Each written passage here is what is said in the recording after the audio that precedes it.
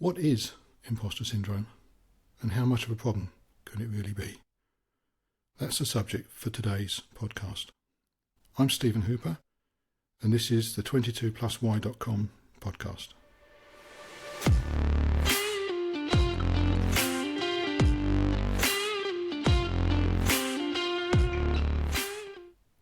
Firstly, what is imposter syndrome?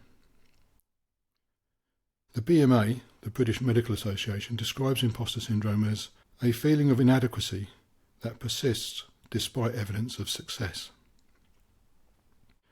I guess the first thing to do there is to look at the term success and what does it actually mean. In my opinion, success is almost unquantifiable. It really does depend on the realm within which it's applied. So in my case, I'm a salesman, and success can be relatively easily defined as what's the gross sales for the month, the quarter, the year, or what's the gross profit on those sales if there's been negotiation involved, how many new clients have been added, how many new territories, or if an international sales guy, how many new distributors have been added. And the term imposter syndrome that I'm going to address here is primarily in the field of work, because in my experience, that's where it occurs most. So let's have a look at imposter syndrome and what it actually is. My experience says that imposter syndrome is a subset of a higher level of emotions and insecurities, which can be labelled as self-doubt or a lack of self-belief. You see, self-doubt can span a whole realm of our lives, and as can a lack of self-belief. But I think imposter syndrome, where one feels a fraud, is a much tighter band and therefore a subset of self-doubt. It's a form of self-doubt, a form of a lack of self-belief. And as such, imposter syndrome tends to be very context-based, which is why I'm looking at it from the perspective of the workplace. It's worth noting also that studies suggest that imposter syndrome, this subset of self-doubt, this feeling of being a fraud, despite evidence to the contrary, is a significant or can be a significant contributor to burnout. And burnout is something much, much worse than the feeling of being an imposter. Burnout can and does lead to people taking their own lives. Burnout can be that serious. So it's worth, if you're experiencing this feeling of being an imposter, this feeling of being a fraud, you need to nip it in the bud. You need to see it for what it is and deal with it before it starts to escalate. I'm not trying to be morbid in any way. In fact, I'm trying to be motivational, but it's worth bearing in mind that some of these things can lead on to other things. In the most part, they don't. But it's just something to be aware of. Particularly if you witness somebody else experiencing this, then just keep an eye on them and make sure that they know that what they're experiencing is a form of self-doubt, a lack of self-belief in one context of their life. It's not across everything. The imposter syndrome is also something which is much, much more common than people realise. I was at a gathering of guys recently where we were all talking about our experiences in life, etc. And one guy mentioned that just lately he's been feeling a fraud. He's been experiencing imposter syndrome. And once he mentioned that, we were probably about 15 people chatting. At least 3 other people said exactly the same thing. They were experiencing the same thing at the same sort of time in their lives. So this feeling of being a fraud, this feeling of being an imposter, is much more common than people think. So a little bit of background on me. I left school in 1976. I'm 62 years old now, and when I left school I had hardly any qualifications. I was always considered bright, but I didn't learn very much at school because I didn't learn the way they wanted me to, and I just didn't do the work. It's now come to light in my later years that I'm actually on the autistic spectrum and very likely have ADHD. But in 1976, that wasn't a thing. So when I left school, I had very little to go on, and I was lucky enough to get an apprenticeship with the local Ford main dealer as a car mechanic. So me and two other guys, we started our apprenticeships together on the 26th of August 1976, and we did a 4-year apprenticeship to become motor mechanics. Fortunately for me, the previous year intake had been so badly behaved at the local college that the garage got suspended from sending anyone else there. So my intake, the three of us, couldn't go to that college, so we had to go to another college which was about half an hour, 40 minutes away by bus. Why I say fortunate is because the college that everyone else had been going to previously operated a scheme of day release. So they'd work in the garage and then 1 day a week they'd go to college. And I have a very good friend of mine who did his apprenticeship exactly the same way at that college in the same year. But he was working for a different garage. He was working for a Land Rover garage. But because we went to a different college, they had a different learning system. And they operated something called a block release. And this block release meant 6 weeks at work, going to college on a day release basis, the same as the other college, and then 6 weeks at college with no work. After 6 weeks, back to the garage and going to college 1 day a week, and then 6 weeks later, going back to college for 6 weeks intensive education. That suited me perfectly, and I was able to learn a lot.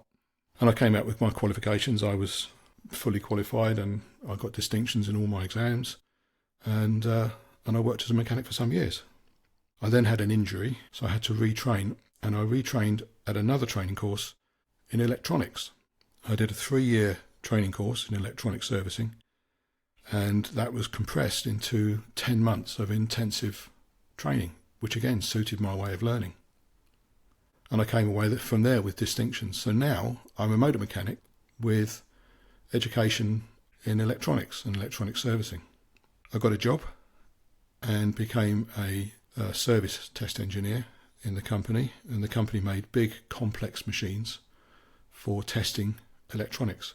I moved up into a field service role where I had a car and I was travelling around Europe, or travelling around the UK to start with and then around Europe, doing servicing, repairs, calibrations, this kind of thing. And then the company launched a new machine, and again, serendipity, I put myself on an evening course to learn a particular programming language called C, which nobody else had learnt at that time within the support departments. And this new machine was based on C.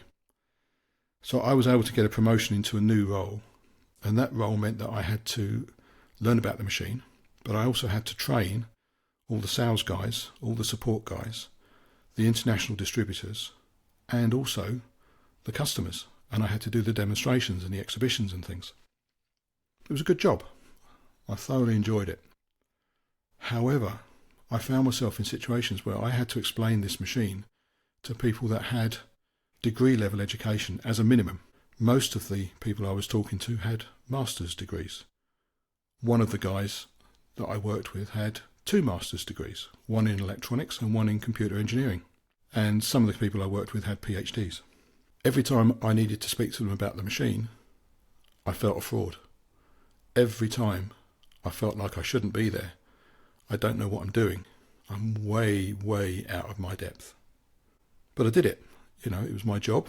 I had to bring income for the family, wife and children, pay the mortgage, etc. And that was my job. So I did it. And the machine that we made was something called ATE, Automatic Test Equipment. And ATE is used in factories where people make electronics and is used to test the thing that they've made has been built properly and it works properly. So you can imagine that the machine that we made was extremely complex. And we could find ourselves one day looking at doorbells, domestic doorbells, which we did. We had customers that were making doorbells, smoke detectors, fire alarms, missile systems, parts for aircraft, space parts, automotive parts, and telecoms, medical, a whole bunch of different fields, a whole bunch of different sectors. And our machine had to work in all of them, which meant that I had to understand how our machine would apply to all of those different fields. You can imagine how a motor mechanic was feeling when faced with somebody who was building items to go into space, or building CAT scanners for hospitals. And as I said, I'm a motor mechanic. That's my background. That's what I did when I left school. But I had to interpret their requirements, the customer's requirements, and apply them to our product so I could then demonstrate it to them, and they would have the confidence to say, yeah, this product will do what we need to do. And the people I was talking to were people that are very highly educated. So I would often feel myself out of my depth. I eventually moved on into the sales department and international sales. And finally, I became a sales director, or the sales director at the company. I was there for 17 and a half years. In one instance, we'd spent some months preparing a seminar in Germany, and the customer was a very, very large, multinational, German-based manufacturer of telecom equipment. And the factory we were going to, they produced something called SLICs or SLIMs. This is subscriber line interface card or a subscriber line interface module. And what a SLIM does is it has 16 telephone lines plugged into it, and it takes the information from 16 telephone lines. It could be a fax, it could be a voice, it could be music, it could be data. And it combines them all together into one telephone line, which then goes to another exchange where there's another SLIM or SLIC that then expands that one line back out to 16 to go to the telephones or the destination of the call. Now, to compress all this data and all this information and then to decompress it, it uses a technique called fast Fourier analysis or fast Fourier transforms, FFTs. And I had absolutely no idea who Fourier was or what a fast Fourier transform was and what it was for. So I had to learn about it, but only in the context of our machine. So we set this seminar up, and there were 4 of us from our side and about 40 or 50 engineers from the customer's side, all minimum degree trained. There was my boss, the sales director. There was me. I was the international sales manager for the time and for that territory. We had a telecom expert who worked for us, and he was there to do the telecomy bits. And there was a former German colleague who worked in our German company for a few years, and he was a good friend of mine. And I asked him along to be the German there so he could listen to what was going on, he could converse if he needed, and he could read the room. So he came along, even though he'd left our company, he came along as a private hire, if you like. Now, he had a lot of experience in testing, but he had no experience in telecom at that time. He now actually is a telecom engineer. He works for a large telecom company in Germany now, a different one. So we were sitting at the back of the room so we could monitor the room, what was going on. And I went up to the front, opened the seminar, introduced us all, introduced what we were there for, pointed at the machine, that shiny blue and white thing over there, and then introduced the next talker, who was our telecom expert. Our telecom expert stood up, said hello, said his name, and then completely froze. He was like a deer in the headlights. My boss knew nothing about telecom. My German friend knew very little about telecom. Our telecom expert had frozen, so I had to jump in. So I got up, went from the back of the room to the front. I managed to sit my colleague down and just assure him he was okay, because he was genuinely in shock. And I had to do his presentation for him, which I did. It was about 45 minutes, just under an hour, something like that. I'd seen the PowerPoint presentation once or twice before, and I completed the presentation. I was such a fraud, or I felt such a fraud. Imposter Syndrome. Kicked in big time. But I did it. I had to do it. There was no one else to do it, and we'd spent months setting this thing up. So once I'd done the presentation, we broke for coffee and for some snacks and things. I went to make sure my colleague was okay, and he started to recover from the shock of standing up in front of everybody. And then we returned to the seminar. And now at this point, it was where engineers could ask us different questions, people could ask us questions about the company, about the pricing and all this sort of thing. And anybody who wanted to know about the machine would go to the machine, where the telecom guy was, and he was able to explain to them and answer their technical questions because it was on him to maybe 2 or 3 people at a time, and he was absolutely fine, and he did a great job. But I had to do the presentation, and as it happened, it was very successful. But I felt such a fraud. I was so far out of my comfort zone, and that's where I'm coming to, I guess. Imposter syndrome really means you're just out of your comfort zone. That's basically it. I did a very good job because I'd prepared by knowing how our machine worked well enough to be able to connect to one of the customer's cards and what we could do to that card with the necessary BS around the different terms. I'd learnt what FFT was. I'd learnt how it's used. I didn't know how to use it, but I'd learnt how it's used and what it's for. And that was all that I really needed for my presentation. Really technical nitty-gritty was the telecom guy who we were able to deal with after the break. I have to say the German engineers were very, very considerate. They were really worried about him, and they were quite thankful that he was okay, as were we all. Now, one of my colleagues, before he came to work with me, was in the Royal Navy, and he was a Navy diver. And I'll always remember talking to him one time about the dangers of being a Navy diver. His job was in search and rescue. He was the guy that was lowered down to casualties or jumped into the sea to rescue casualties. He called himself the dope on a rope. But he said his mantra was feel the fear but do it anyway. And that was drummed into them when they were in their training as Navy swimmers. If he didn't do it, then the person that was in danger was going to perish. It's as simple as that.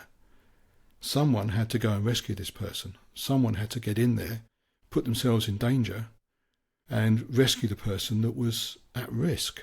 Now, I'm not saying that standing up in front of a bunch of guys and talking BS about a load of telecom test equipment is the same as saving people's lives. Of course I'm not. And my life wasn't in danger. That said, we had a company of about 160 people. And those 160 people rely on the sales department to sell equipment, so they have a job to make the equipment, to build the equipment, to buy the parts for the equipment, to design the equipment, to service the equipment, to pay the wages for the people that do all of those jobs. 160 employees rely totally on the sales team to get the orders. So no, it's not a life and death situation, but it's certainly a case of 160 people getting paid and being able to pay their bills. I had to do it. I had to feel the fear, but do it anyway. And I was scared. And I was also a total fraud at the time, or so I thought. I'm actually quite thankful for having the opportunity to have done it, to be honest, because I realised that I'd actually done a good job. And my boss had told me that I'd saved the day. My boss had told me I'd done an excellent job. And many times I'd put myself out and gone way beyond my comfort zone while I worked there. And I had a number of commendations from people for the work that I did. I'm not blowing my own trumpet by any means, but that's the reality. I even had one boss who wrote in his book, we were in China at one point, and a customer, while we were there trying to talk to them about new equipment, their engineers had had technical problems with the equipment they'd already bought from us. And they mentioned it over lunch. So I went to the equipment, and because I'd learnt to program the machine, I was able to solve their technical problems while I was there on a sales visit. And my boss at the time wrote in his book, "Must keep Steve Hooper." And he showed me, he'd underlined it. We were on the train back from China into Hong Kong, and he showed me in his book, he said, "Look, this is what I've written." Because he was blown away with the fact that I'm a sales guy, but I could actually get in there and program this stuff. But until I'd learnt how to do it, I was out of my depth. Maths has never been something I'm very good at. And in another case, I was in Singapore. We had a large customer in Singapore. I was there as a sales guy with my boss at the time. I was there for about a week. Used to go there regularly. And it turned out that there'd been a major upset with one of the employees who'd basically faked what he was doing. And they were about to be found out by the headquarters because they were having an audit. And the audit was happening on Tuesday. And this was Friday. I was scheduled to fly home on Saturday morning with my boss back to the UK. I'd been away for about 3 weeks. And I decided to stay there. And I stayed there. I knew there's going to be a load of maths involved. And I'm really, really uncomfortable with maths. I'm well out of my comfort zone with complex maths. So I went to Borders Books on Orchard Street in Singapore, at the junction with Scott's. And I bought some maths books. And I went back to my hotel room and I read maths books most of the night and put them in my briefcase. And then I went to work the next morning. We worked most of the day. I went home for a break and then we worked right through Saturday night. And we worked right through Sunday. We finished up on Monday, getting something which they could actually show to the auditors on Tuesday. The customer was amazed that a salesman could do all this programming work. And it was complex maths. We were making complex waveforms to simulate car crashes because we were testing airbag controllers. So we had to simulate all the vibrations that come through the body of the car and it's picked up by the sensor in the airbag controller, and it detects where the crash is coming from and how strong it is and which airbag to fire. It's very complex stuff. And I managed to do it, but I was so out of my depth. I was so afraid that I was going to get exposed for somebody who didn't understand maths. But I had to do it. It was one of our largest customers. We had a lot of time and a lot of money invested in them. They had a lot of equipment and we're going to buy a lot more. So all these people, that's all I could think of was these people back at home. If I screwed this up, they could lose all the contract work from this company and that would mean people losing their jobs. Anyway, that's examples of where I've experienced the imposter syndrome.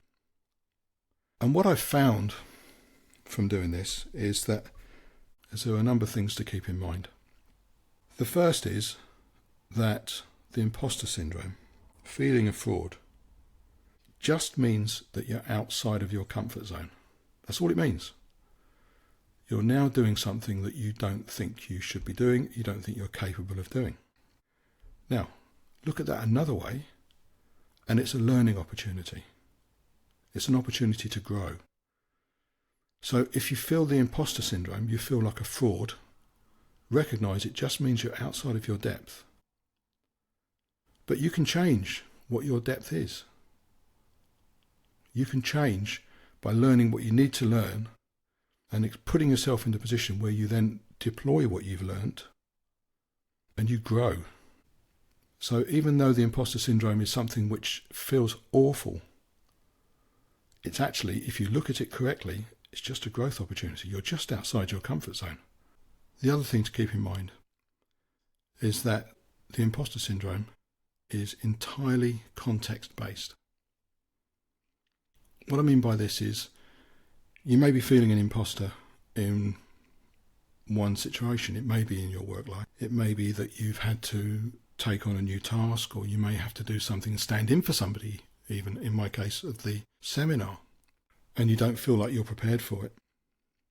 So the imposter syndrome, the feeling of being a fraud at the time, is context-based. It's within the context of the situation or the setting that you found yourself in. It doesn't mean you're an imposter everywhere else in your life. Far from it. So keep that in mind. It's a context-based feeling. It's self-doubt about your ability within one field, one area of your life.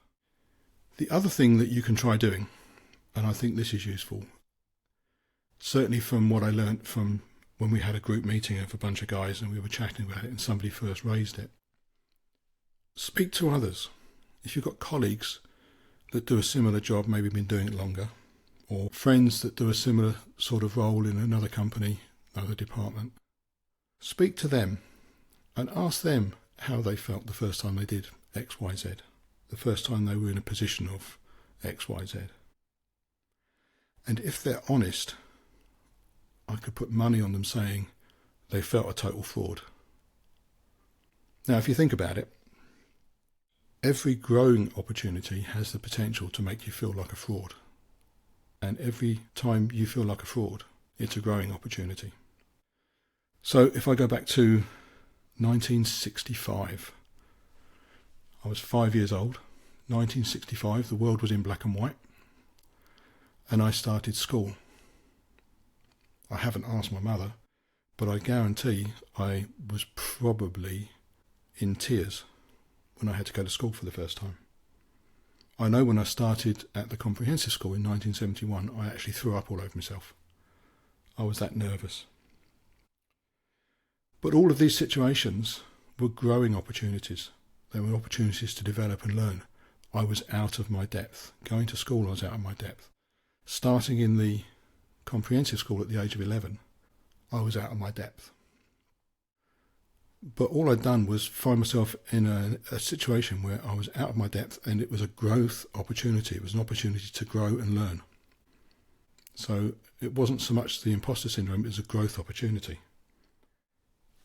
So that would be my advice, would be to speak to colleagues, and you'll probably find it other people, probably all of them, have experienced a similar thing. It is incredibly common. And I guess the last thing, if you do feel the fear, but do it anyway, and you experience the feeling of being an imposter, the feeling of being a fraud, self-doubt, lack of self-belief, outside of your comfort zone, but you do it anyway, when you've done it, reflect on how you got on. And if you've done okay, which I almost certainly guarantee you will, give yourself a pat on the back. Be kind to yourself.